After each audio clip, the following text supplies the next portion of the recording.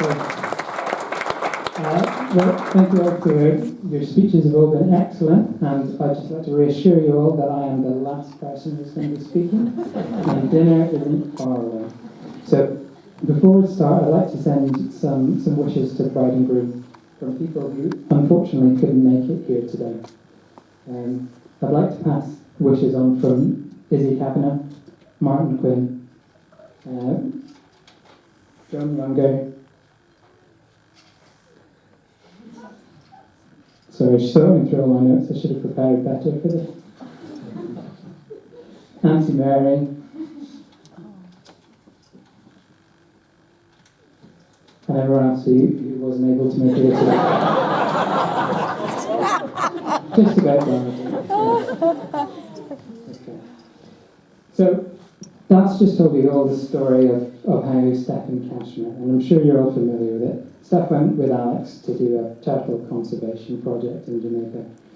And by the sense of it, it was very hard work. Lots of early mornings, getting up, helping tiny baby turtles get from the beach to the sea.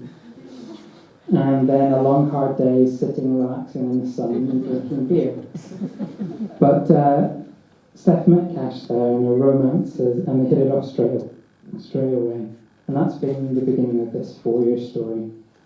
And despite being separated by 4,500 miles, a fair bit of water, their romance has blossomed. They've managed to keep in contact by round-the-clock Skyping, overcome the distance and time zones, and obviously have managed to punctuate that distance with several trips to Jamaica. And so I'm sure it came as a huge relief to Mum and Dad's bank balance when Kashmar finally moved to the country last year. Over the last couple of months, we've had the chance to really get to know Cash. For Cash's stag party, we went to Knockhill, and we had a day of go-karting and racing. And Cash proved his worth to the family that day. Dad and I came in dead last on go-karting, but by counting Cash as a valid member of our family, I think we improved our odds slightly. After that, we spent some time trying out the race cars and learning some tricks of the trade. And then after a long, hard days of racing, we all agreed that Cash had spun his car off the track on purpose. But the distance has not been without its hardships, and sadly, Cash's family haven't been able to join us here today. They've sent a message from Jamaica, which I'll read out on their behalf. So, ladies and gentlemen, on behalf of Beverly and Carlton Stevenson, parents of the groom, Kashmar O'Dane Stevenson, it is with joy and sadness of heart that we write this speech. We are sorry to know that we could not make it to Kashmar and Stephanie's wedding because of circumstances beyond our control. However, we are overwhelmed with joy that Kashmar and Stephanie are now one in union. Although we are absent, it is with great pleasure that we take this opportunity to thank everyone for sharing in this joyous moment of these two hearts becoming one. It is with great honour that we thank Mr. and Mrs. Kavanagh for accepting our son into their family and making him feel like he is at home, even though he is far away, and for making this lovely event possible. We thank you sincerely.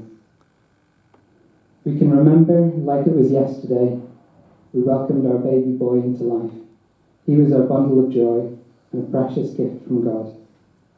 As we watched him grow into the young, sweet, loving, honest gentleman he is today, I do know for sure that Stephanie got one of the best husbands in the whole world. Today, his love is spread so wide as he captures the heart of his beautiful bride. We know that our son will make you very, very happy, and I can guarantee that with my life. To Stephanie, we are more than happy to welcome you into our family.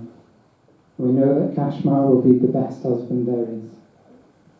We love you all, and we thank you for loving him too. We wish you God's richest blessing. I know at times in relationships there are always disagreements, but always remember that the day you become man and wife, you must make decisions together and respect each other, and in everything put God first. We love you both. So on behalf of Cashmar's family, could we have a toast to Cashmar and Stephanie? To Cashmar and Stephanie. Cashmar and Stephanie.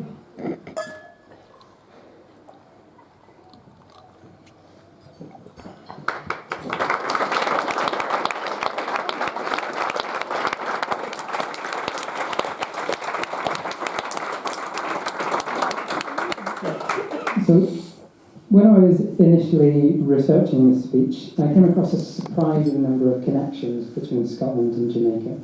For instance, did you know that there's more Campbells per head of population in Jamaica than any other country in the world, including Scotland? And Scottish surnames are very common throughout Jamaica to this day, even Scottish place names. I was surprised to learn that Jamaica has its own Glasgow, Edinburgh, Aberdeen and Dundee, with even a Stirling Castle. I know, nice. Scotland and Jamaica are both renowned across the world for the fine spirits they produce. Rum from Jamaica and obviously whiskey from Scotland. And I'm sure that you'll all be kind enough to sample them at the bar after I'm done talking. I was also surprised to learn that the Jamaican flag, the design of the shape on the Jamaican flag was inspired by the Scottish saltine. And I don't know if Cash is aware of all of these connections between Scotland and Jamaica, but certainly it has seemed to adapt to life in the UK very easily. Actually, it's maybe not that surprising, given how similar the climates are. Apparently, Jamaica and Scotland have exactly the same amount of rainfall every year. It's just that one is a slightly different temperature to pick. Since being here, Cash has taken to golf as though he's been doing it his whole life.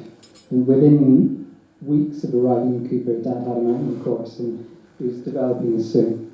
Now, Cashmar has all the hallmarks of a true Scottish golfer. He has boundless enthusiasm for the sport, regardless of the weather. And despite having a powerful shot, he hasn't quite got the hang of getting the ball where he wants it to go. But the most important connection between Scotland and Jamaica of all is the one we're here to celebrate today. Steph and Cash together have overcome all the challenges that distance have put in their way, and so I'm confident that in their future life they can overcome any challenges that they come across. I'm so happy to see my little sister getting married to someone as wonderful and caring as Cash. So could I ask you all to be upstanding for another final toast to the bride and groom. To the bride and groom. To the bride and groom.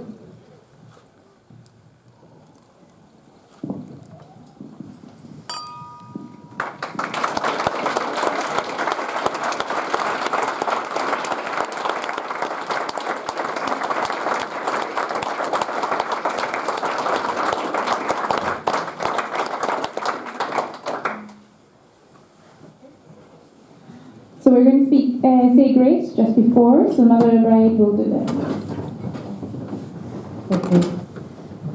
It's very short, but I have to put in a quick apology to all the Scots in the room for my dreadful Scots accent, and to everyone else for butchering my own accent in order to say this grace.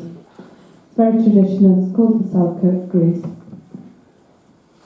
Some ha meat and canna eat, and some would eat that want it, but we ha meat and a vegetarian option.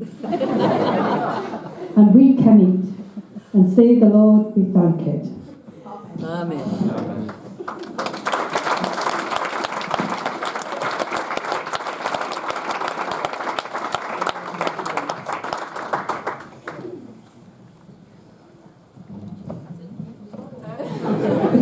We will now commence with wedding breakfast. Oh, I'll tell you what, I cried all the way through that. Yes. In a way, I felt a bit sorry for him that came in the middle of the speech, because actually you can't follow that, can you? That was beautiful. Yeah. Very beautiful. And you can feel from that letter they wrote what a kind of family he's come from. Yeah, absolutely. Yeah, completely. Absolutely beautiful. I'm sorry for them. I don't feel sorry for him. I'm just saying how beautiful it was, the bit of the speech, the Brenton speech, which was written by Cassius Clay.